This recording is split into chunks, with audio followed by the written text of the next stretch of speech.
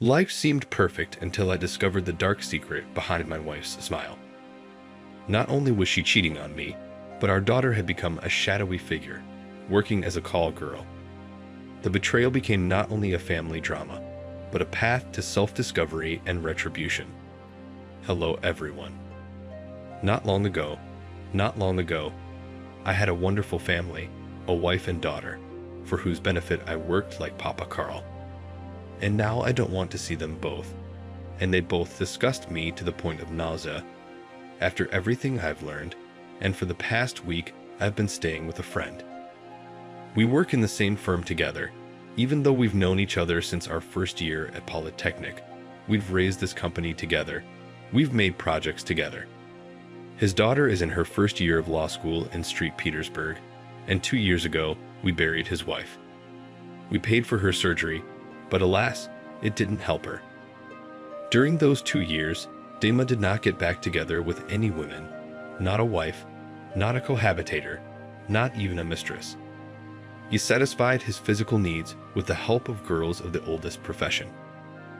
Not once have I been called upon to reach out with me, but I so pass.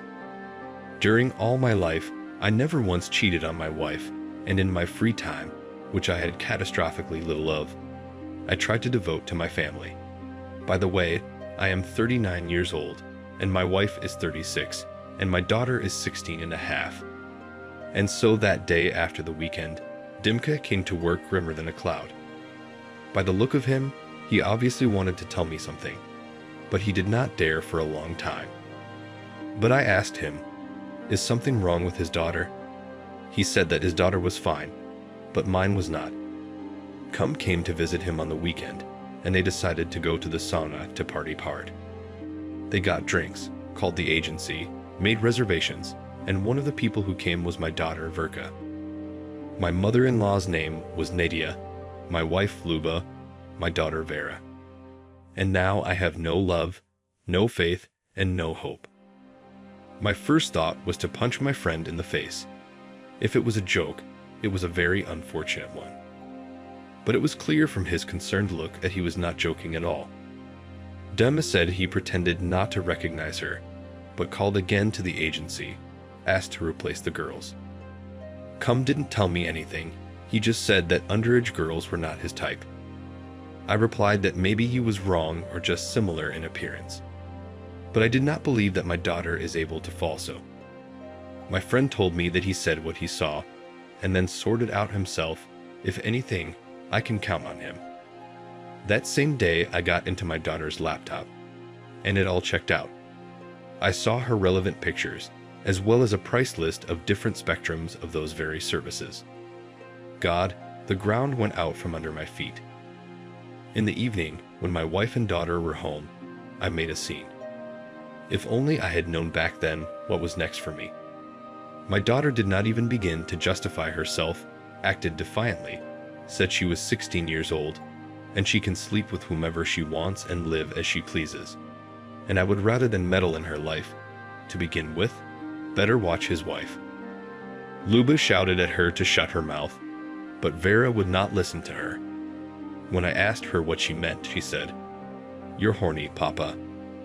Horny for a year and a half, at least for as long as I've known. She said that Mommy had a lover, whom she did not hesitate to bring to our house. And when my daughter caught them right in the marital bed, she begged me not to say anything and demanded to stay out of my parents' lives. The daughter became embittered and also began to live her life as she saw fit. When my wife found out about my daughter's behavior, she shut her up by threatening to tell me about her lover and making conditions. She stayed out of her life, and if I found out what my daughter was doing, she wouldn't keep quiet either. When I found out my daughter without my wife, she was completely out of control. She felt that she could do what she wants, and her mother has no right to tell her, because she had already shown me everything by her own example. First clubs, discos, boys, then rich lovers, and then it went downhill, and she went downhill, and his wife, upon finding out, kept silent because she was afraid of her own exposure. My daughter went to her room and locked herself in, and I had a tough conversation with his wife. She changed tactics If at first she sat with her eyes closed and shed tears, then she decided that the best defense was an attack. She came down on me with accusations that it was all my fault, that I was me.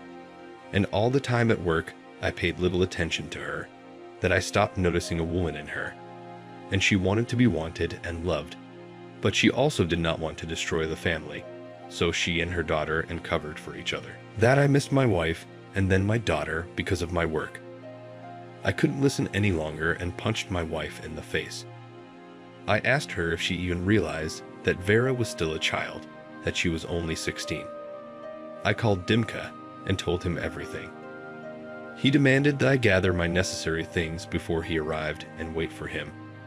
I can't stay in this house, I might make a mess. He suggested I stay at his place for a while, because he lived alone and had plenty of room, and we could decide what to do together over a drink of tea. I threw some things in my bag. My wife fell on her knees, grabbed my leg, shouting that I could not leave now, that let's sort of decide together how to be in this situation, because we are a family. I replied that I no longer have a family. Tomorrow I'm filing for divorce, and that I will decide for myself. But I'll just say one thing, that I will not leave it so, that she and her daughter are worth each other. At Dima's house I got wasted, screamed, cried, got mad. My friend patiently waited until I let off steam, to move on to a more constructive dialogue that filed for divorce, as well as the division of housing and property. That's for itself.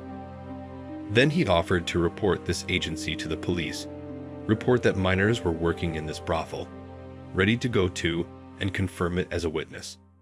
Also, do not forget to mention that the wife, her mother, knew what her underage daughter was doing, namely selling herself, and in doing so took no action, hid it from me and from everyone.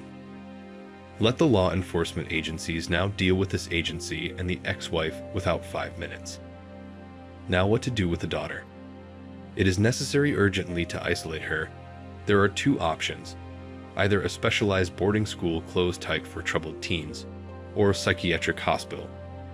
At my surprised look, he added, yes, exactly, a mental hospital, because girls with such a profession, or those who star in the corresponding films, have a broken psyche, and not every one of them becomes normal. So now I am at a friend's house for the third day. I do not answer my wife's calls. The security guard at work told me not to let her on the doorstep. She came to my office twice. Maybe you can advise something, because if I do what the friend suggested, there will be no turning back. You may also ask, how is it, man, that you didn't notice your wife was cheating on you? I'll give you a few details. My wife told me she was spending the night at a friend's house or at a club. She was always covering for her, especially since she didn't go out that often. I wasn't aware of everything that was going on. I didn't know it all, you know. I hadn't been on vacation in 3 years. My job was my family's future.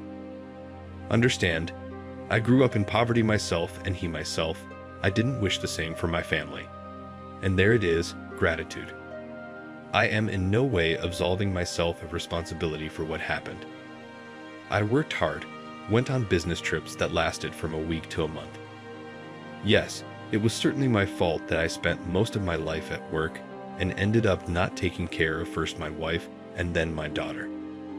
Today, my wife still caught up with me and sobbed that my daughter had left home after me, not answering my calls. I said that I would find my daughter and straighten her out on my own, and that she had no place in our lives anymore. After the holidays, I'm filing for divorce. Dama said that they would use all of our connections and we would definitely find her. My wife said that she broke up with her lover and asked me to come home. I, so to speak, categorically refused her. I said that perhaps I would have forgiven her infidelity, but that she broke her daughter's life in order to hide her affair on the side, I will never forgive.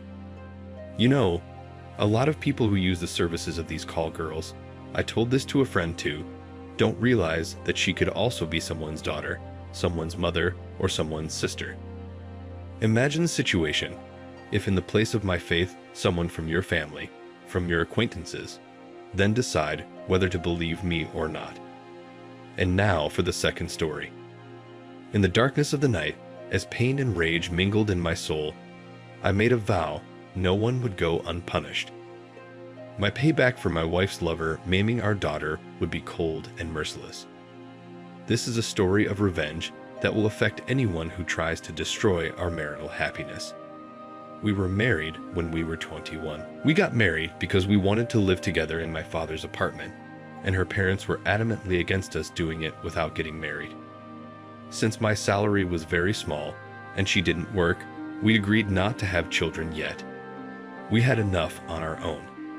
As soon as we started living together, I began to notice that my wife lied all the time. I will tell you how it manifested itself.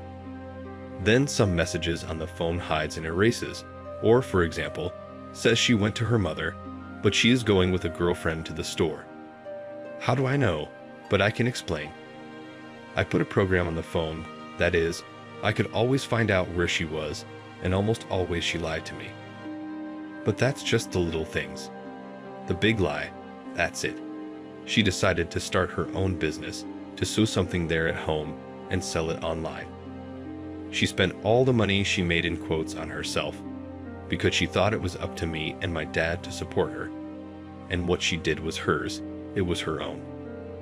It turned out that she was buying fabrics on her credit card, after which this woebegone businessman would sell everything she sewed below her in value, can you imagine, and spend it personally on herself. When I found out, the credit card was already about minus $25,000 long, which is my annual salary net. And most importantly, she accidentally got pregnant. So, what happened? It happens. Of course, we decided to keep the daughter.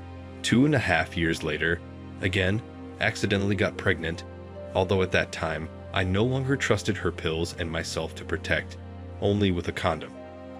It happens that way too. And thoughts began to emerge not good.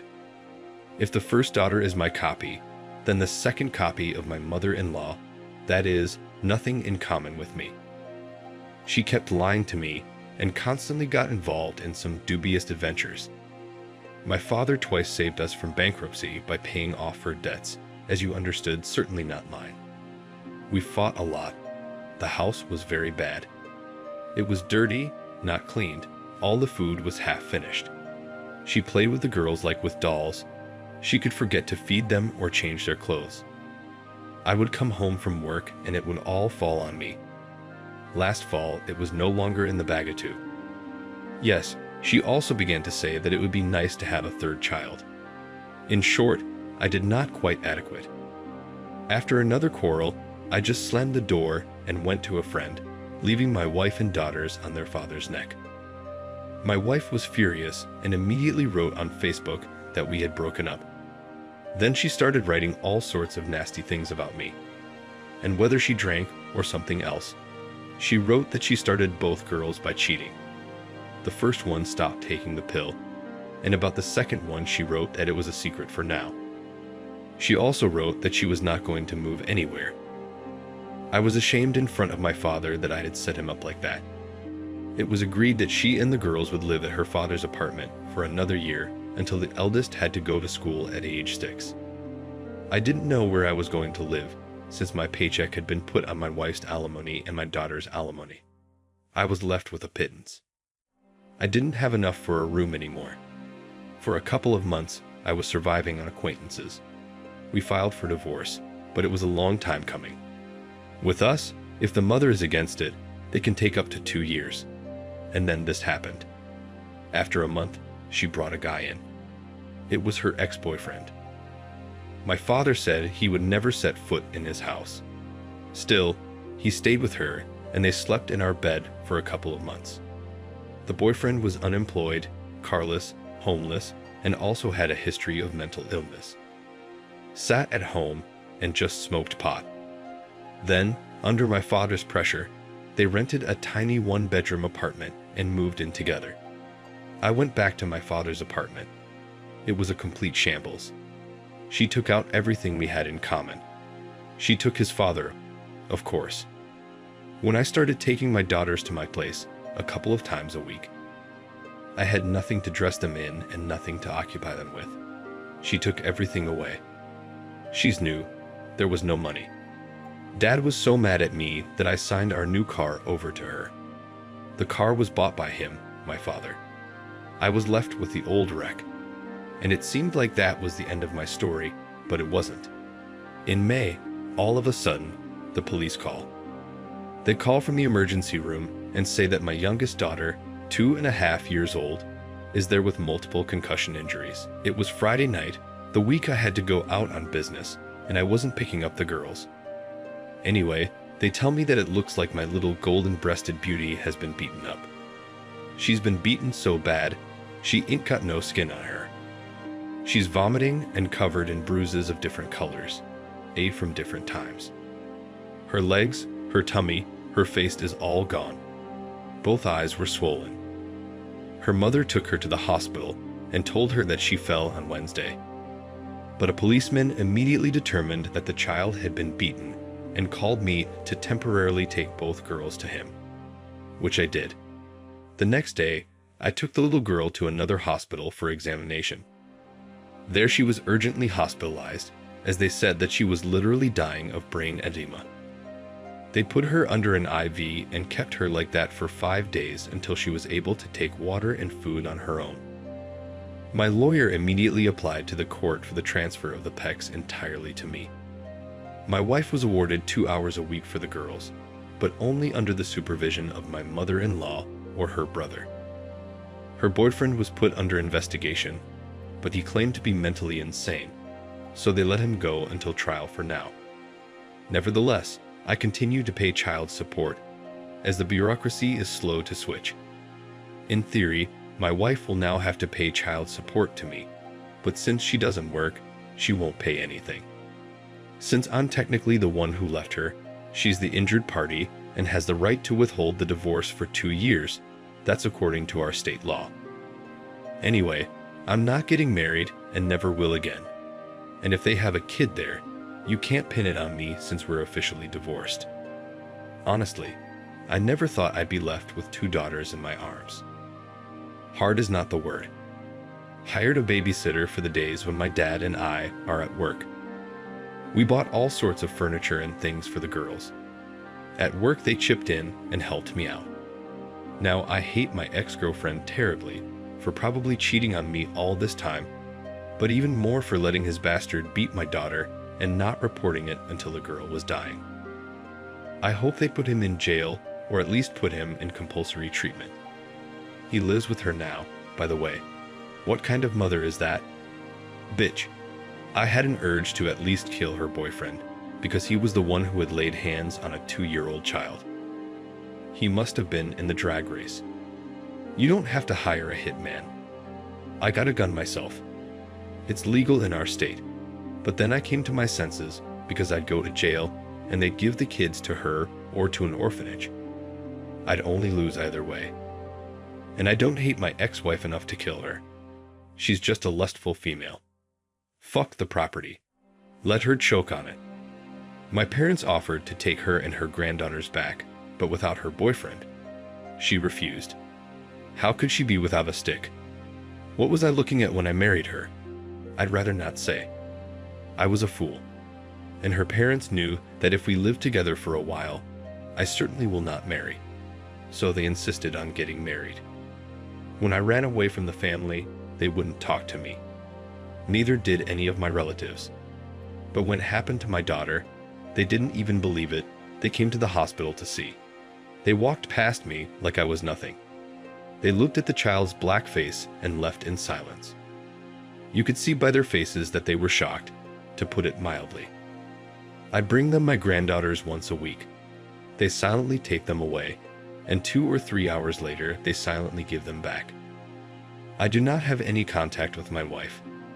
And now, my father-in-law and mother-in-law hate their daughter and me. They hate me because if I hadn't left, none of this would have happened. It's funny, isn't it? And I couldn't take it anymore.